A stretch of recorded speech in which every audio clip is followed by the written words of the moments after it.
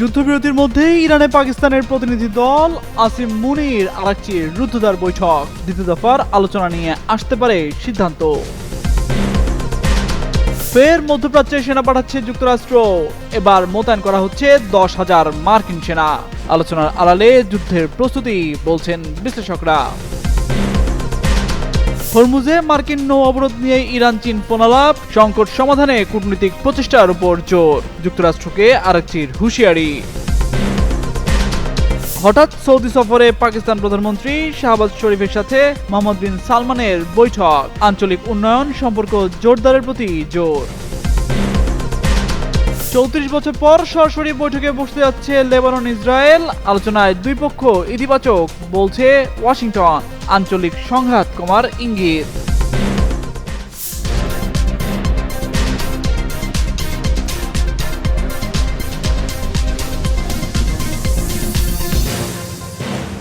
শিগগিরই শুরু হতে পারে ইরান যুক্তরাষ্ট্রের দ্বিতীয় দফার আলোচনা। তার আগেই তেহরান সফরে পাকিস্তানের এক প্রতিনিধি দল, সেখানে চলছে দুই দেশের রুদ্ধদ্বার বৈঠক। এরপরই আসতে পারে যুক্তরাষ্ট্রের সাথে ইরানের মধ্যস্থতা নিয়ে আলোচনার সিদ্ধান্ত।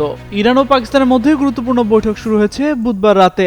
আল জাজিরার প্রতিবেদনে এই তথ্য জানানো হয়। বৈঠকটি আঞ্চলিক কূটনীতিতে নতুন গতি আনতে পারে। প্রতিবেদনে বলা হয়, ইরানের পররাষ্ট্রমন্ত্রী আব্বাস আরাকচি তেহরানে পাকিস্তানের একটি উচ্চ পর্যায়ের প্রতিনিধি দলের সঙ্গে বৈঠক করেছেন।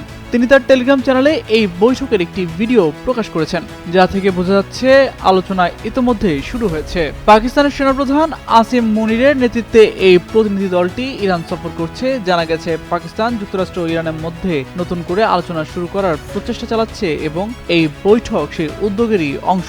মধ্যপ্রাচ্যের বর্তমান পরিস্থিতিতে এই ধরনের কূটনৈতিক যোগাযোগ গুরুত্বপূর্ণ ভূমিকা রাখতে পারে, তবে বৈঠকের বিস্তারিত ফলাফল এখনও প্রকাশ করা হয়নি। ইরানের পরমাণু কর্মসূচি ও ক্ষেপণাস্ত্র উন্নয়নকে কেন্দ্র করে গত 28 ফেব্রুয়ারি থেকেই যৌথ সামরিক অভিযান শুরু করে যুক্তরাষ্ট্র ও ইসরায়েল। টানা 40 দিনের সংঘাতের পর 7 এপ্রিল থেকে 14 দিনের জন্য যুদ্ধবিরতিতে যায় যুক্তরাষ্ট্র ও ইরান। 2 সপ্তাহে নাজুক যুদ্ধবিরতি চললেও মধ্যপ্রাচ্যে আকাশ সমুদ্র জুড়ে উত্তেজনা কমেনি, বরং নতুন করে শক্তি প্রদর্শনের পথে হাঁটছে যুক্তরাষ্ট্র। কূটনৈতিক আলোচনার পাশাপাশি সামরিক প্রস্তুতিও জোরদার করে ওয়াশিংটন যেন স্পষ্ট বার্তা দিতে চাইছে যে সমঝোতা না হলে বিকল্প পথও প্রস্তুত।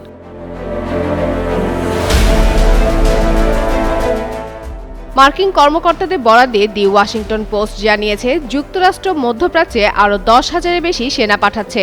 এর মধ্যে প্রায় 6,000 সেনা বহন করছে বিমানবাহী রণতরী ইউএসএস জর্জ এস.ডব্লিউ. বুশ। এছাড়া বক্সার এমফিবিয়াস রেডি গ্রুপ ও 11তম মেরিন এক্সপেডিশনারি ইউনিটের আরও প্রায় 4,200 সেনা মাসের শেষ নাগাদ সেখানে পৌঁছাবে।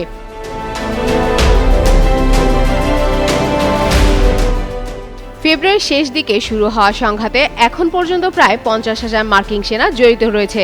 বর্তমানে এ অঞ্চলে ইউএসএস আব্রাহাম লিঙ্কন এবং ইউএসএস জেরাল্ড ফোর্ড মোতায়েন রয়েছে। নতুন রণতরী যুক্ত হলে মোট সংখ্যা দাঁড়াবে 3-এ, যা সামরিক উপস্থিতিকে আরও দৃশ্যমান করে তুলবে।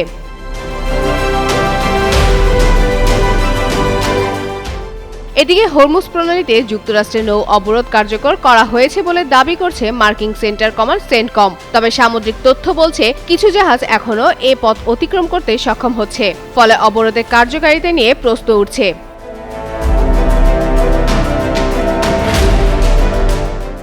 কূটনৈতিক দিকেও তৎপরতা চলছে। মার্কিন প্রেসিডেন্ট ডোনাল্ড ট্রাম্প জানিয়েছেন, খুব শিগগিরই পাকিস্তানের ইসলামাবাদে ইরানের সঙ্গে নতুন দফায় আলোচনা শুরু হতে পারে। আগের বৈঠকে কোনো সমঝোতা না হলেও উভয় পক্ষই আলোচনার পথ খোলা রেখেছে।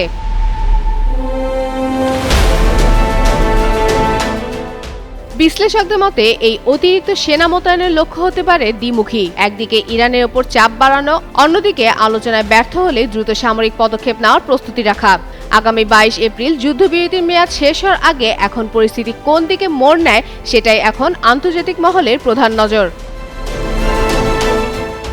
ফাতেমা ফাতেহজান, যুগান্তর নিউজ। মধ্যপ্রাচ্য ঘিরে কূটনৈতিক তৎপরতা আবারও বেড়েছে, আর এর কেন্দ্রবিন্দুতে উঠে এসেছে ইসলামাবাদের সাম্প্রতিক বৈঠক। পাকিস্তানের উদ্যোগে হওয়া এই আলোচনায় আঞ্চলিক উত্তেজনা, বিশেষ করে উপসাগরীয় অঞ্চল ও হরমুজ প্রণালীর নিরাপত্তা নিয়ে গুরুত্ব দেওয়া হয়েছিল।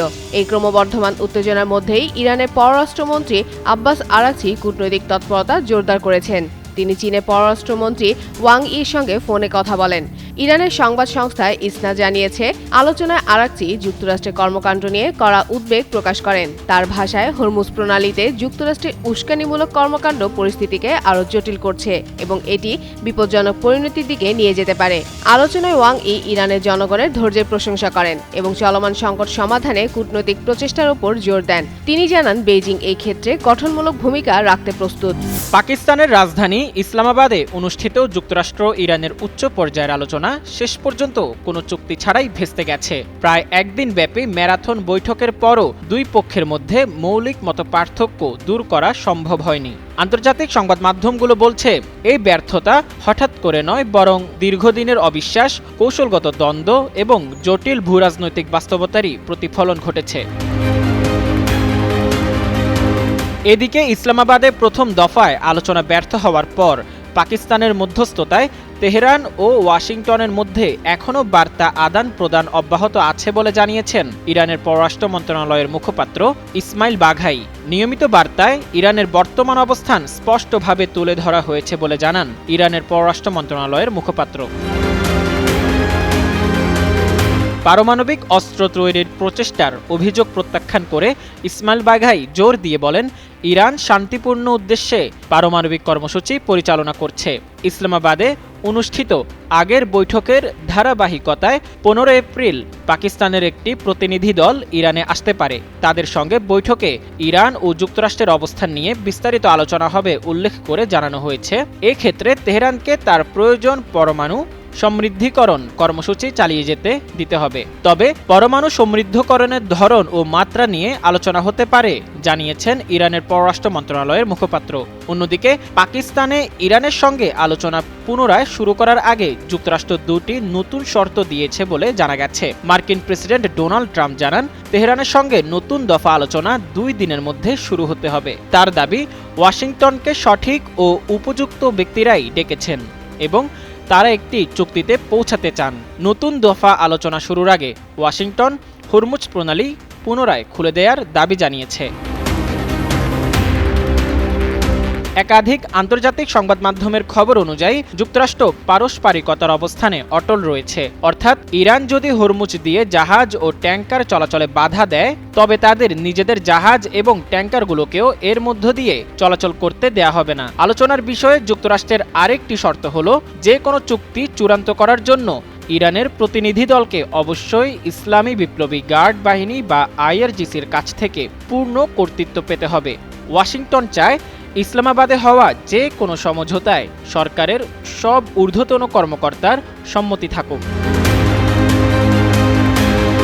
প্রথম শান্তি আলোচনা কোনো অগ্রগতি ছাড়াই শেষ হওয়ার কয়েকদিন পর উপসাগরীয় অঞ্চলের যুদ্ধ নিরসনের আলোচনা পুনরায় শুরু করতে যুক্তরাষ্ট্র ও ইরানের আলোচক দল এই সপ্তাহের শেষের দিকে পাকিস্তানে ফিরতে পারে বলে খবর প্রকাশিত হওয়ার পরই শর্তের বিষয়টি সামনে এলো।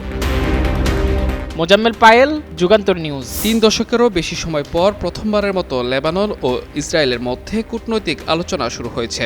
মার্কিন পররাষ্ট্রমন্ত্রী মার্কো রুবিওর মধ্যস্থতায় শুরু হওয়া এ আলোচনার লক্ষ্য লেবাননের সশস্ত্র গোষ্ঠীর সঙ্গে ইসরায়েলের লড়াইয়ের অবসান। মধ্যপ্রাচ্যের উত্তপ্ত পরিস্থিতির মধ্যে এ বৈঠক কূটনৈতিক দিক থেকে তাৎপর্যপূর্ণ বলে মনে করছে আন্তর্জাতিক মহল। মঙ্গলবার ওয়াশিংটনে প্রথম দফায় বৈঠক হয়, যেখানে দুই পক্ষই আলোচনা ইতিবাচক হয়েছে বলে জানায়। এই ত্রিপাক্ষিক বৈঠকের আয়োজক ছিল মার্কিন যুক্তরাষ্ট্র। বার্তা সংস্থা রয়টার্স জানায়, মার্কিন পররাষ্ট্রমন্ত্রী মার্কো রুবিও, লেবাননে নিযুক্ত যুক্তরাষ্ট্রের রাষ্ট্রদূত মিশেল ইসা, যুক্তরাষ্ট্রের নিযুক্ত লেবাননের রাষ্ট্রদূত নাদা হামাদে মোয়াওয়াদ এবং যুক্তরাষ্ট্রে নিযুক্ত ইসরায়েলের রাষ্ট্রদূত ইয়েখিয়েল লাইটার আলোচনায় অংশ নেন।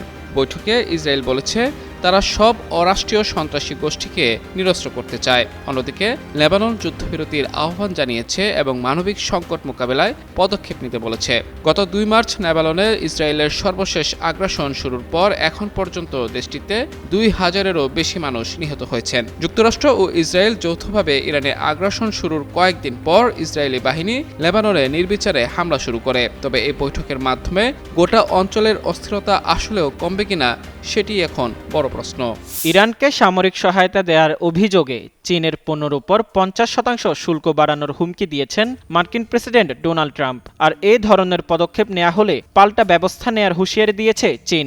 বেইজিংয়ের পররাষ্ট্র মন্ত্রণালয়ের মুখপাত্র গুয়ো জিয়াকুং এক সংবাদ সম্মেলনে বলেন, যুক্তরাষ্ট্র যদি একে অজুহাত হিসেবে ব্যবহার করে চীনের উপর অতিরিক্ত শুল্ক চাপাতে চায় তবে চীন অবশ্যই এর দাঁতভাঙা জবাব দেবে।